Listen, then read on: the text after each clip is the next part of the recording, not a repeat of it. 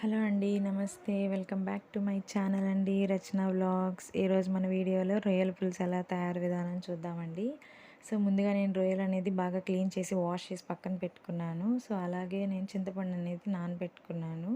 So, నాకు కావాల్సిన రొయ్యల పులుసు క్వాంటిటీతో ఆనియన్ అండ్ టమోటాస్ అన్నీ వాష్ చేసి పక్కన పెట్టుకున్నాను. సో, ఇప్పుడు మనం చింతపండు పులుసులో పిప్పి తీసేసి, పులుసులోకి నేను కొంచెం మగ్గిన టమోటాలు ఒక 4 అండ్ పసుపు, కారం, ధనియాల పొడి ఇవన్నీ వేసి నేను మిక్స్ చేసుకుంటున్నానండి. మిక్స్ చేసి పక్కన పెట్టుకున్నాను. సో, మనకి పులుసు కాబట్టి కొంచెం ఈజీగా ఉంటుంది. దాని తర్వాత నేను ఆనియన్స్ అండ్ టమోటాస్ అన్నీ మీడియం సైజులో కట్ చేసి పెట్టుకున్నానండి చిన్న చిన్నగా. అలా మరీ పెద్దవి కాకుండా, మరీ సన్నగా కాకుండా పులుసు కాబట్టి. సో, అలా చేసి పక్కన పెట్టుకున్నాను. పెట్టుకొని ఒక గిన్నె తీసుకొని ఫస్ట్ మనం ఆయిల్ 2-3 స్పూన్స్ ఆఫ్ ఆయిల్ వేసుకొని కొంచెం ఆవాలు, మినపప్పు, ధనియాలు, జీలకర్ర, మెంతులు ఇవి కొంచెం వేసుకున్నామండి. వేసుకొని దాని తర్వాత నేను తరిగి పెట్టుకున్న ఆనియన్స్ అన్నీ వేసానండి.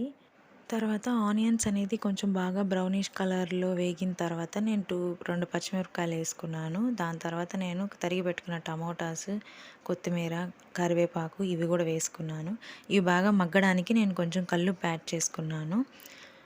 యాడ్ చేసి పెట్టుకొని కొంచెం అట్లా మిక్స్ చేసి నేను మూత పెట్టేశాను. కొంచెం మీడియం ఫ్లేమ్లో పెట్టుకొని మూత పెట్టేస్తే కొంచెం బాగా మగ్గుద్ది, లేదంటే మాడిపోతుందండి.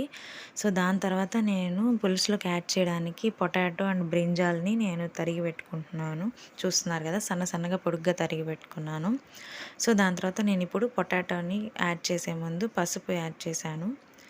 యాడ్ చేసిన తర్వాత నేను తరిగి పెట్టుకున్న పొటాటోస్ని యాడ్ చేశాను. యాడ్ చేసి మిక్స్ తర్వాత నేను బ్రింజాల్ యాడ్ చేశాననమాట. యాడ్ చేసి ఇవి కూడా బాగా వేగిన తర్వాత బాగా వేగాలండి ఇవన్నీ కూడా, లేదంటే పచ్చివాసన వస్తుంది. సో, నేను బాగా వేగిన తర్వాత నేను ఇప్పుడు చింతపండు పులుసు, టమోటాని మిక్స్ చేసుకున్నాం కదా, ఆ పులుసు నేను పోసేసాను దీంట్లో. పోసుకొని ఇవన్నీ బాగా మిక్స్ చేశాను. సో, ఇలా బాగా మిక్స్ చేసి బాగా ఉడకాలండి. బాగా ఉడికిన తర్వాతే మనం రొయ్యలు అనేది యాడ్ చేస్తాము.